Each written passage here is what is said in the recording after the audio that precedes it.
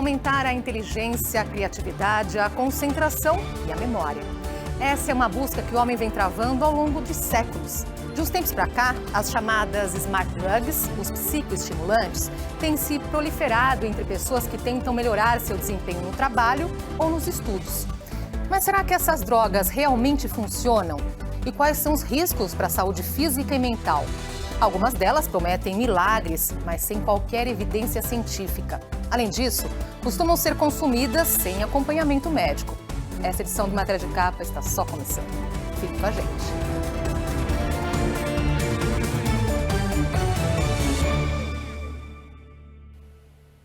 A ciência sabe pouco sobre o cérebro, embora o homem dependa dele para tudo.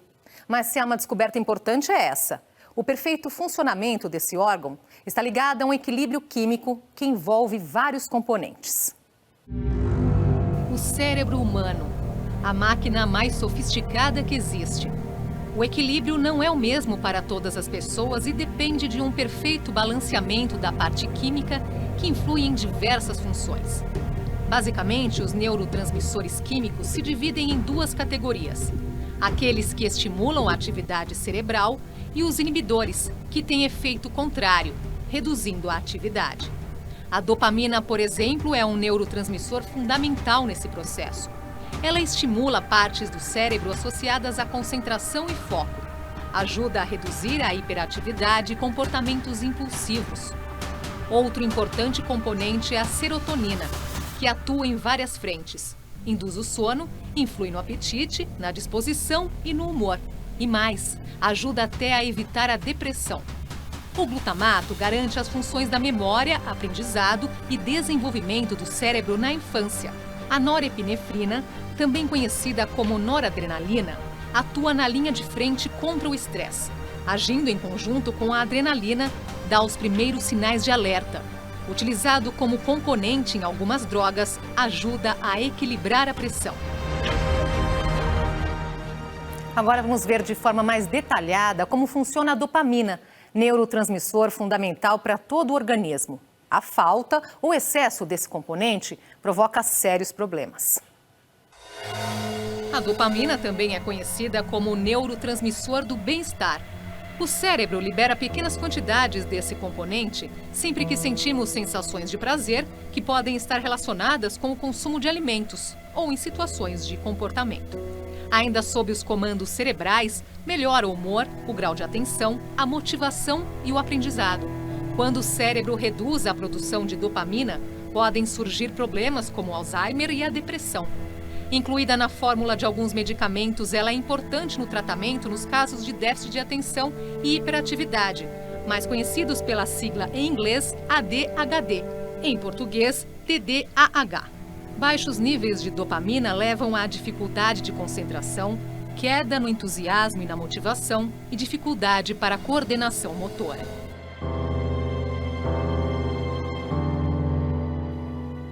Se a dopamina é tão importante assim para o funcionamento do organismo, como podemos aumentar sua concentração sem recorrer a medicamentos? Antes da explicação, é importante fazer um alerta. A dopamina que circula na corrente sanguínea e que pode ser aumentada não ultrapassa as barreiras do cérebro. Portanto, ela só pode atuar em outros órgãos, como rins e pâncreas. Ela também age na vasodilatação, que garante uma perfeita circulação pelo organismo e na regulagem dos níveis de insulina. Agora vamos aos meios naturais para ampliar a concentração de dopamina. Em primeiro lugar, uma boa noite de sono é fundamental. Noites mal dormidas reduzem drasticamente os níveis desse componente. Em relação aos alimentos, a lista é ampla. Carnes, peixes, queijos e outros derivados de leite, castanhas e grãos em geral, incluindo lentilha e soja. Importante ressaltar que esses produtos não contêm dopamina, mas são ricos em tirosina, o aminoácido que dispara a produção da dopamina. E agora o que deve ser evitado? Alimentos processados ricos em gordura saturada, açúcar e cafeína. A prática de exercícios diários é fundamental. E reduzir o estresse também. Os caminhos para isso podem ser os exercícios de respiração ou até mesmo a meditação.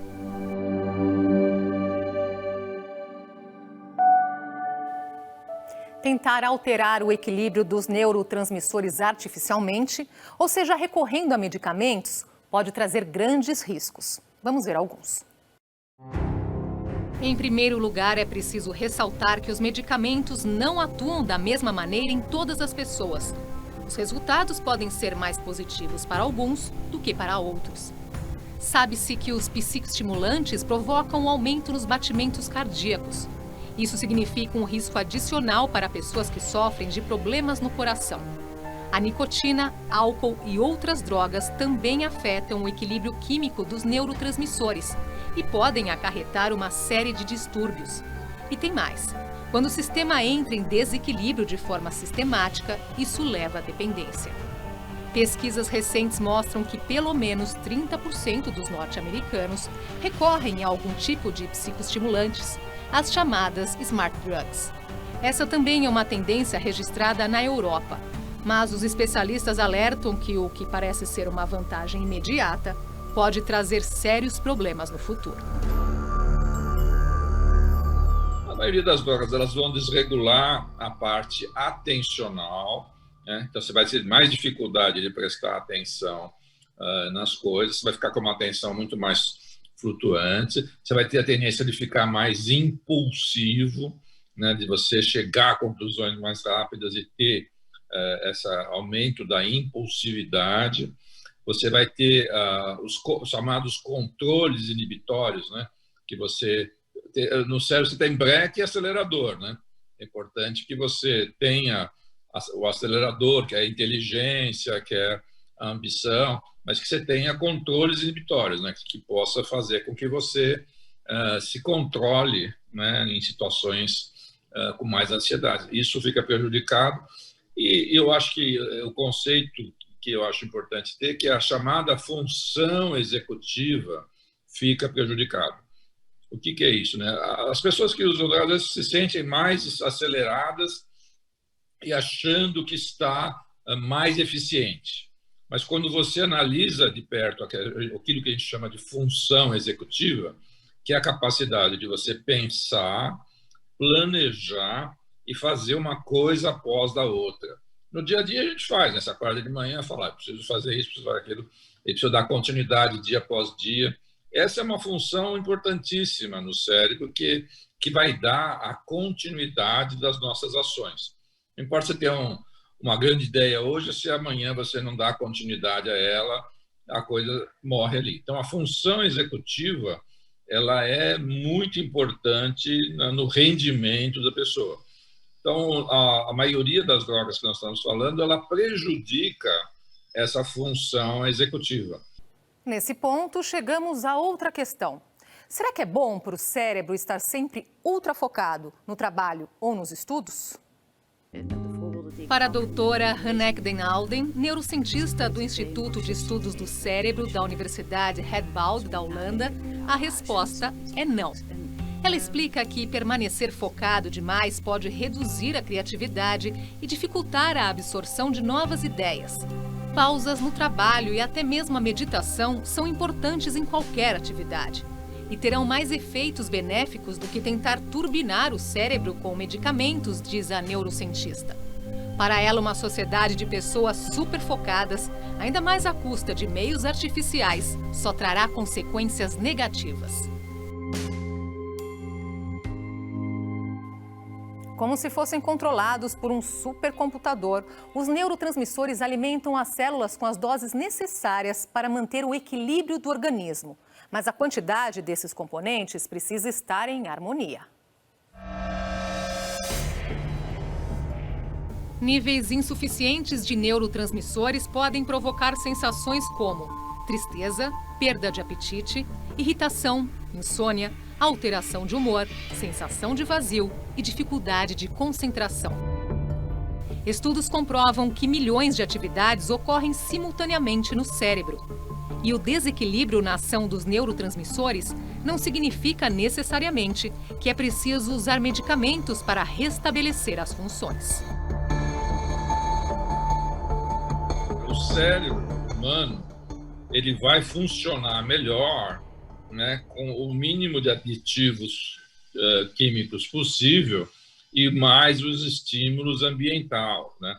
Não tem nada melhor do que a pessoa desenvolver um projeto, desenvolver a sua ambição pessoal, desenvolver metas pessoais, né, de se associar a pessoas com alto rendimento. Se você for ver, as pessoas que têm alto rendimento é uma mistura desse lado motivacional e da pessoa manter o projeto, né, ou estudar, ou se aproximar de pessoas com rendimento alto. É esse o segredo, né, do alto rendimento sustentado. Qualquer corte de caminho, né, atalho, né, para a pessoa ficar esperta e ter de alto rendimento é quase risível, né, de tão ingênuo que é, no sentido de não entender a complexidade não só do cérebro humano, mas da motivação humana e das histórias de sucesso dos últimos 2 séculos. Você vê as pessoas de alto desempenho, raramente vai ter alguém usando drogas. Ou se usa drogas, acaba o rendimento em algum momento tendo um final meio desastroso. Daqui a pouco, os caminhos naturais para estimular o cérebro. E ainda, quais são os amigos e inimigos do Todo-Poderoso do corpo humano? Não saia daí.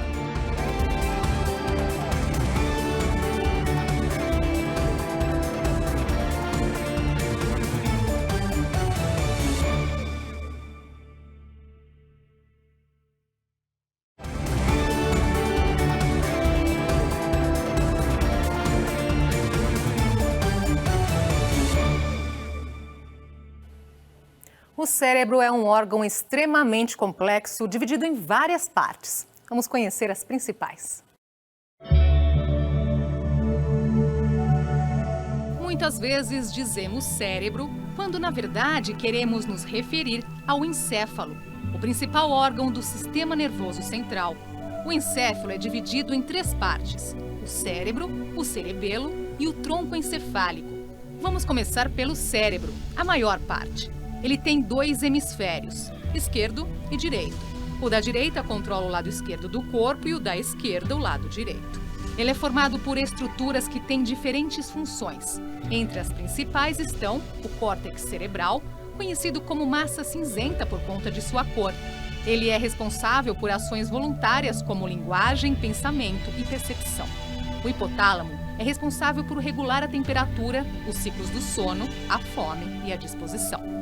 Já o hipocampo atua na memória e no aprendizado. Outra parte do encéfalo é o cerebelo, que significa pequeno cérebro.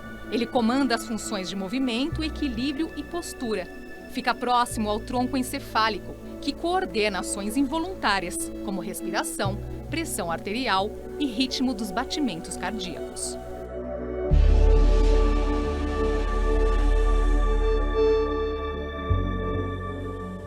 Na condição de comandante supremo de todo o organismo, o cérebro também tem a capacidade de retardar o processo de envelhecimento.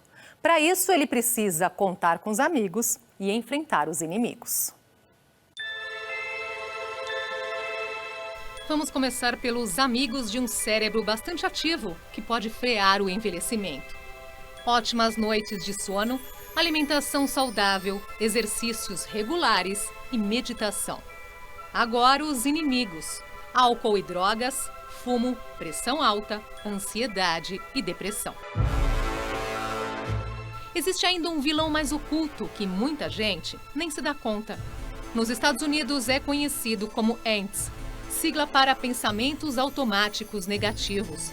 Trata-se de uma tendência muito comum para antecipar fatos, destacando sempre o lado negativo. Isso provoca estresse e sobrecarrega o cérebro, que já tem tarefas demais para cuidar.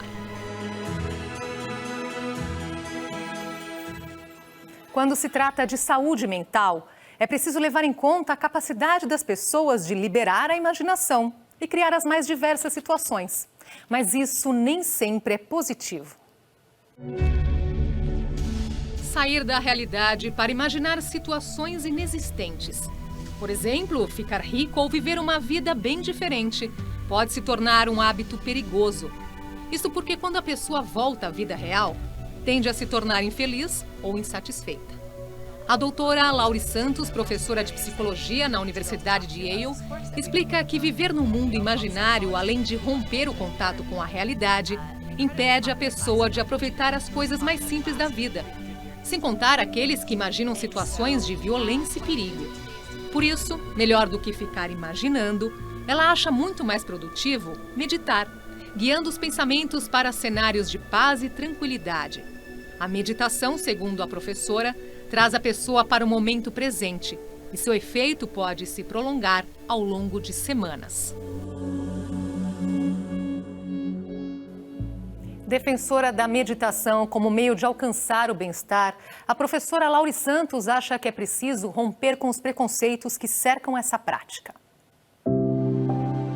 Para ela, não há dúvidas sobre os inúmeros benefícios que podem ser alcançados com a meditação. Laury cita uma pesquisa feita na Universidade da Califórnia, mostrando que alunos tiveram melhores notas depois de meditar regularmente. A prática também aumenta a concentração e a capacidade da memória e traz benefícios para o organismo, seja no sistema imune ou até mesmo para retardar o envelhecimento do corpo.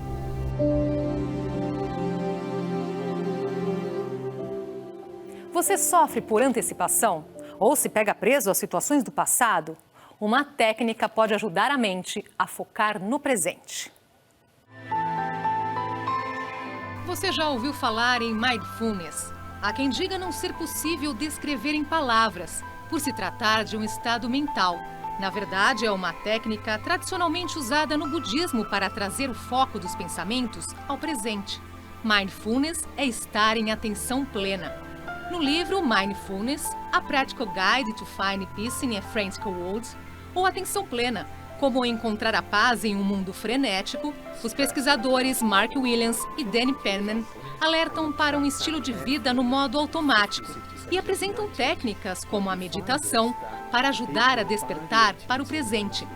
Mas segundo o norte-americano Jon Kabat-Zinn, um dos responsáveis por trazer o Mindfulness ao Ocidente, primeiro é preciso pensar sobre a própria consciência.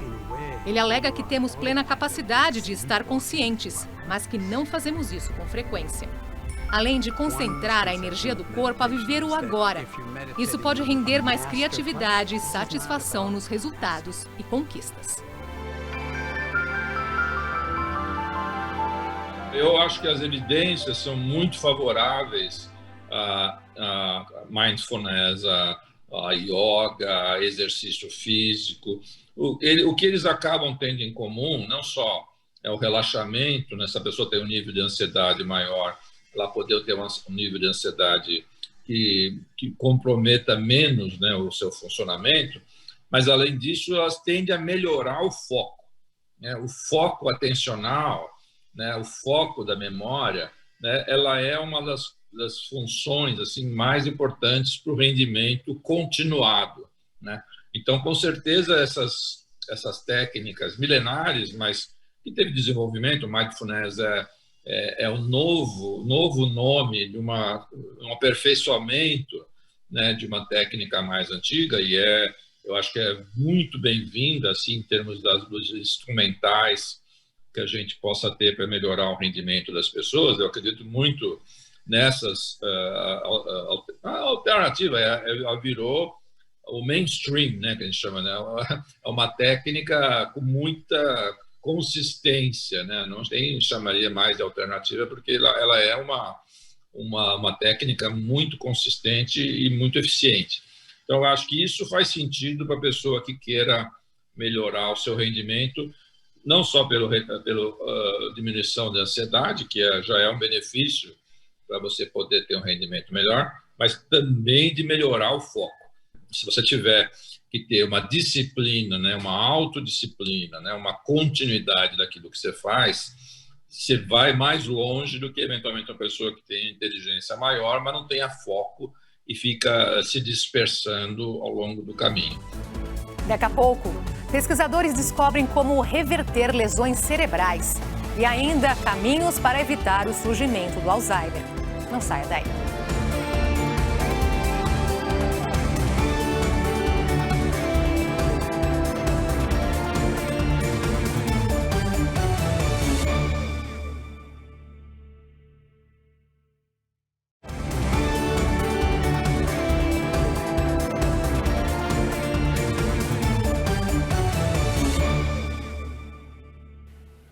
Depois de examinar as imagens do cérebro de mais de 80 mil pessoas de todos os continentes, pesquisadores norte-americanos chegaram a uma importante descoberta.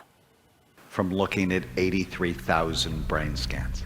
Nesta palestra TED, o psiquiatra norte-americano Daniel Amen, pioneiro na técnica de análise das imagens computadorizadas do cérebro, explica como ele e sua equipe tiveram acesso a uma série de dados importantes.